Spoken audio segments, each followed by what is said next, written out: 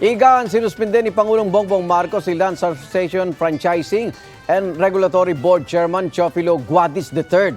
Kasunod ng mga alegasyon ng korupsyon sa ahensya. Ayon sa dating Head Executive Assistant Secretary ni Guadis na si Jeff Tumbado, nag-aabot umano ng lagay ang ilang transport operator kay Guadis.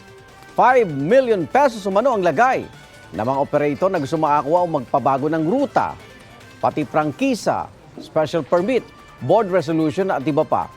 Maraming beses umanong nasaksihan niya ni Tumbado sa loob ng tanggapan ni Guadis.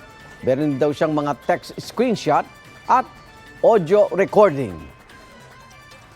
Siyempre, head executive assistant ako. Siyempre, lahat ng bagay na napag-uusapan namin one-on-one sa loob ng office niya.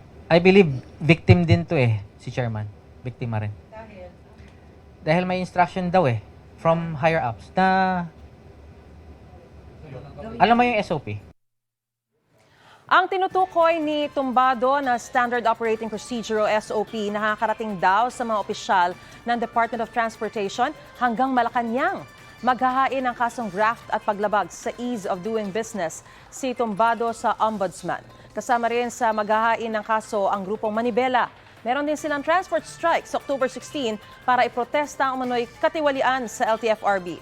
Ayon sa Malacanang, hindi kinukonsinte ng Pangulo ang anumang maling gawain at pinaiimbestigahan na ang issue. Sabi naman ng DOTR, naglunsad na sila ng investigasyon at pinagpapaliwanag na si Guadis. Wala pang reaksyon ng Malacanang at DOTR tungkol sa aligasyon ni Tumbado na may lagayan na nakakarating po sa matataas na opisyal. Wala pang pahayag si Guadis tungkol sa kanyang suspensyon pero handa raw makipagtulungan ang LTFRB sa investigasyon. Handa rin daw si Guadis na harapin ang anumang kaso laban sa kanya. Wala pa po akong nalalaman ng ganyan. Pero kung meron man po, haharapin naman po natin. Malinis po ang ating kalooban. Mga kapuso, para una ka sa mga balita, mag-subscribe sa GMA Integrated News sa YouTube. Sa mga kapuso abroad, subaybayan niyo po kami sa GMA Pinoy TV at sa www.gmanews.tv.